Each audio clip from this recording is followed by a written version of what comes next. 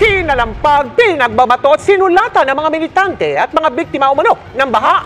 Ang compound ng pamilya Diskaya na anilay nagbulsa ng malaking pondo para sa flood control project. Maging ang opisina ng DPWH na sentro ng investigasyon kaugnay sa issue, binulabog ng mga kilos protesta. Ilang minutong kinalampag ng mga militante at ilang biktima ng pagbaha ang compound ng pamilya Diskaya sa Pasig City. Pagkatapos, nagpaulan naman sila ng putik. Hindi pa sila nasiyahan sa pamamato.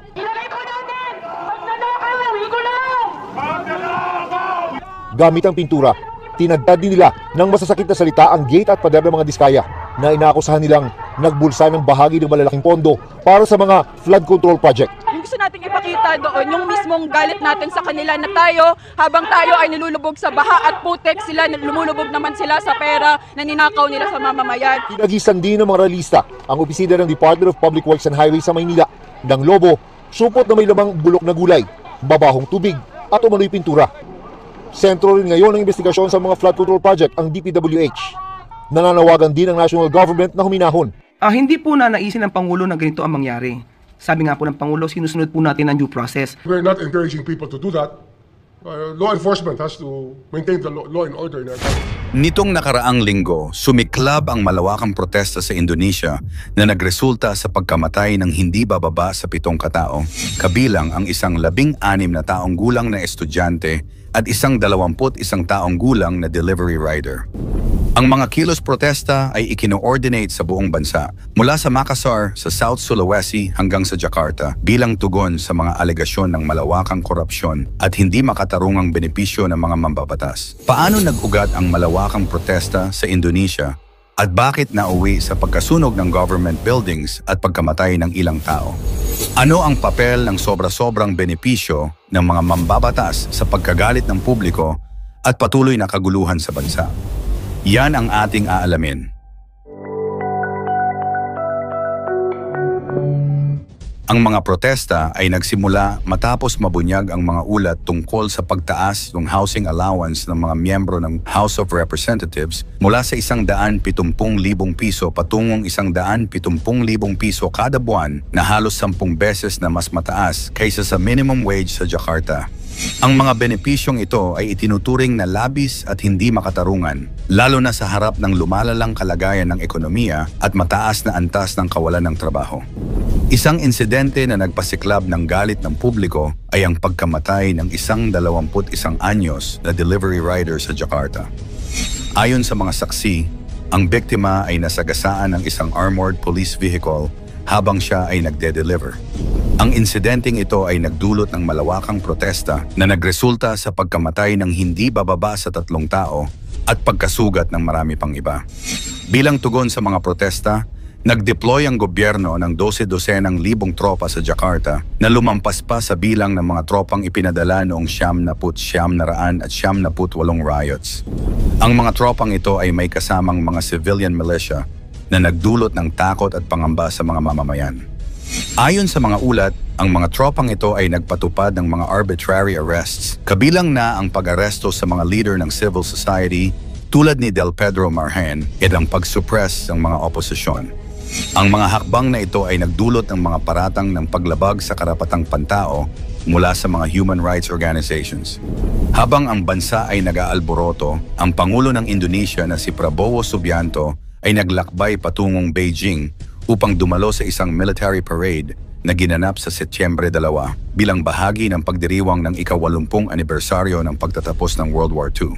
Ang kanyang pag-alis sa gitna ng krisis ay nagdulot ng malawakang pagkagalit at kritisismo mula sa publiko na nagdulot ng mga alaala ng 1998 downfall ni Suharto. Ang mga kaganapang ito ay nagdulot ng pagbaba ng tiwala ng publiko sa pamahalaan. Ang mga civil society groups ay naglunsad ng mga kilusan tulad ng 17 plus 8 demands na naglalayong itulak ang gobyerno na magsagawa ng mga reforma sa police system, anti-corruption efforts, at welfare improvements. Ang mga grupong ito ay nagbigay ng 17 agarang hakbang at 8 pangmatagalang hakbang upang tugunan ang mga isyong kinakaharap ng bansa. Ang mga kaganapang ito ay hindi lamang binigyang pansin sa loob ng bansa, kundi pati na rin sa internasyonal na komunidad. Ang United Nations at ang National Commission on Human Rights ng Indonesia ay parehong nanawagan para sa investigasyon ng mga posibleng paglabag sa karapatang pantao, kabilang ang labis na paggamit ng puwersa ng mga security forces.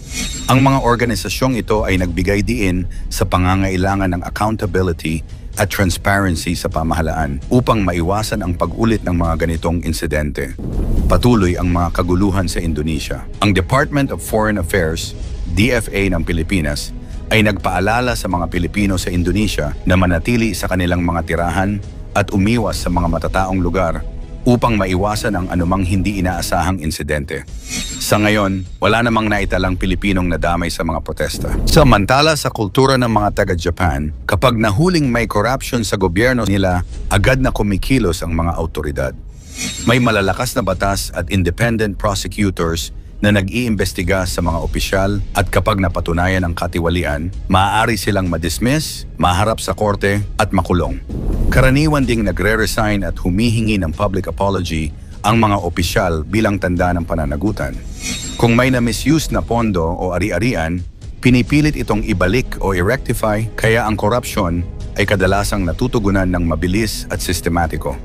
Bukod dito, ang kultura ng Japan ay mataas ang pagpapahalaga sa honor at integridad, kaya bihira ang opisyal na subukang iwasan ang pananagutan. Sa kabila nito, may ilang extreme cases kung saan ang mga opisyal ay nagpakamatay dahil sa matinding kahihiyan at pressure mula sa media at publiko. Ang ganitong aksyon ay bihira at nakaugat sa tradisyon ng giri at pananagutan sa sariling mali. Kung ikukumpara sa ibang bansa sa Timog Silangang Asya, malaki ang pagkakaiba sa sistema ng pananagutan. Sa Pilipinas, madalas na matagal bago maharap sa batas ang opisyal at may pagkakataon na nakakalusot dahil sa political influence. Sa Indonesia, kahit may anti-corruption agency tulad ng KPK, may mga kaso ng political interference at state capture, kaya mabagal ang aksyon at minsan umaabot sa malawakang protesta. Kamakailan, ang corruption sa Indonesia ay nagdulot ng pagkasunog ng government buildings at pagkamatay ng ilang nagpoprotesta dahil sa galit ng publiko sa sobra-sobrang benepisyo ng mga mambabatas at maanumalyang pondo. Sa madaling sabi, sa Japan, ang korupsyon ay kadalasang nasosolusyonan sa legal at reputational accountability, habang sa Pilipinas at Indonesia, ang mabagal na proseso at political complications ay nagdudulot ng frustration at protesta ng publiko, minsan umaabot sa kaguluhan.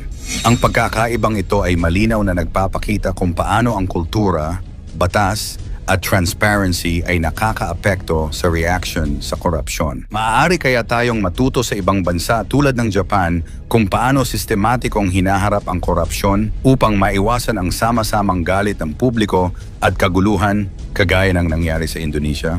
Komento mo naman ito sa ibaba. Paki-like ang ating video, i-share mo na rin sa iba. Salamat at God bless.